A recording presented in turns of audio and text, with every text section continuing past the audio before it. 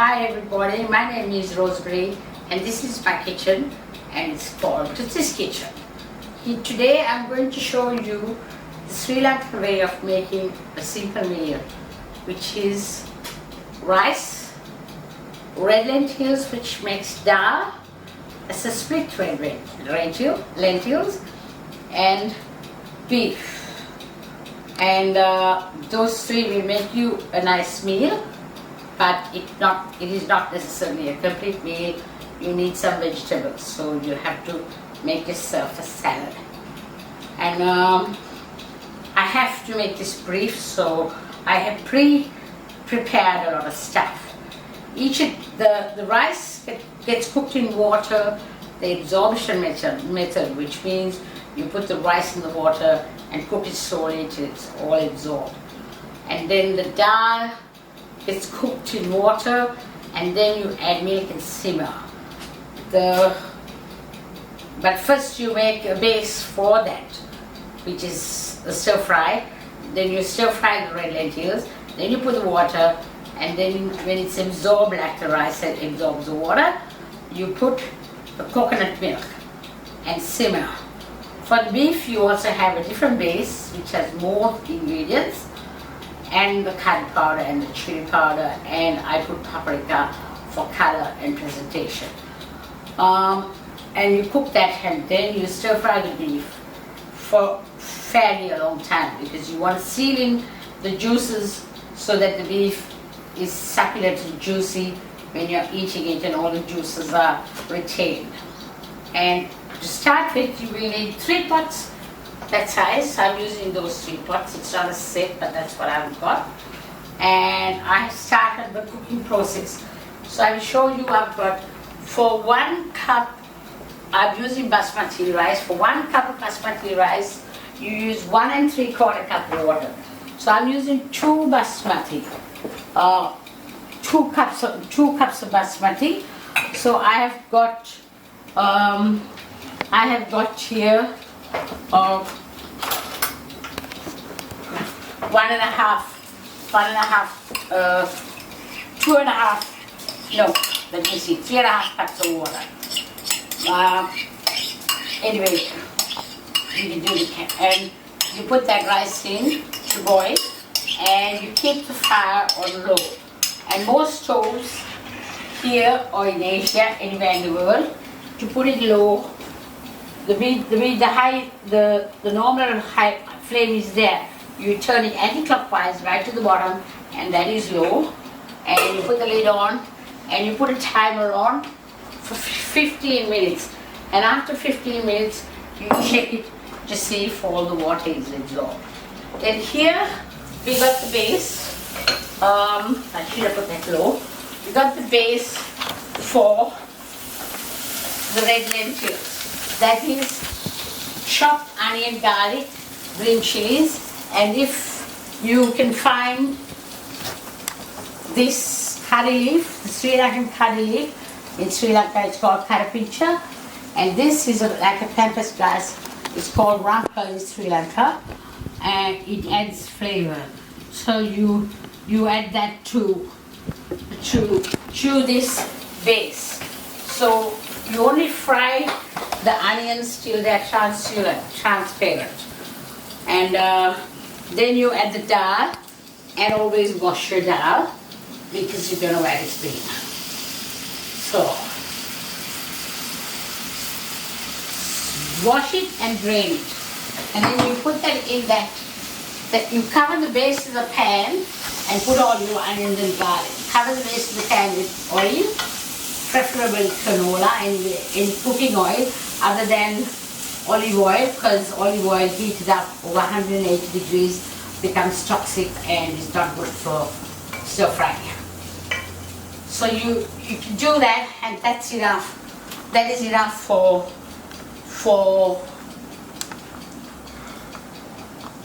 frying. That's only to heat up. So the cooking process starts. So I have 1 cup of dal there, red lentils. So I put 2 cups of water, and into that base I added a tablespoon of turmeric. The turmeric is added, all powders are added to the base while it's frying because they come with the taste that you get when it's ground in the mill, and that taste gets removed when you fry it with the base. Then you cover that and you simmer that too. No, you can actually boil it because we want it to absorb. So the rice I cook low, but dal I cook on a normal high heat. Then this is the base cooking here for the beef. It's already cooked. For this, now for the dal, you only cover the base, the pan. For the beef, we put twice as much oil. And then you put the onion, garlic, ginger, which you didn't find in the dal, and green chilies, and the curry leaves, and half a tomato dice. You can put a whole tomato if you wish, the more the merrier. So, and then you've got to fry this for a long time on high to seal the juices in it. Got to form a seal. So that gets fried, stirring occasionally, not all the time. And then when that is sealed, you add the coconut milk, which is, I used a tin of coconut milk. I opened it, put it in this bowl, and put half a tin of water into it and mix it up. I put water because we simmer both those curries, and they're going to do both those curries because when they're simmering, the water evaporates. So at the end of your cooking, you only got the flavor of the coconut milk and there's no additional water. It all evaporates. So that saves you on putting too much milk because the milk will just evaporate. Also, for food hygiene, you use different spoons for each curry. So that one is 1 spoon, and this one is another spoon. Also, when you're cutting, you're cutting meats and vegetables. Vegetables can be cut in a separate bowl or wash the bowl before you cut it, and beef on a separate bowl. Wash it before you use it again. And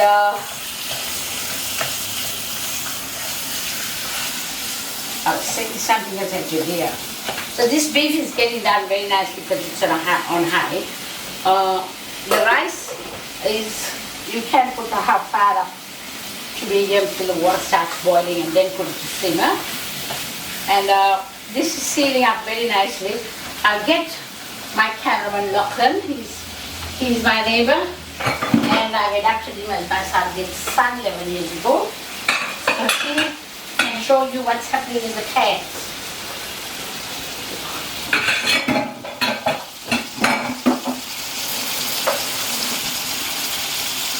This is boiling. You can turn the heat halfway down now to medium, that is anti-clockwise. And this is sealing. Can you see that beef? It's sealed. All the juices are sealing it. So that beef will be very juicy and succulent when you're eating. It won't be dry like cardboard or rubber. It won't be rubbery either. It will have a good texture. So, I say it's time to put milk in. So, we got 1.5 tins here. So 1/3, that dal is not ready for the milk, but the beef is. So 2/3 of the milk goes into the beef curry. You'll find it a cover to the top. We'll cover that to the top, that's enough. And most of that will get, at least half of it will get evaporated. So you don't have too much gravy for your rice. But if you have too much gravy, you can always eat it with bread or roti or anything. You never throw anything away.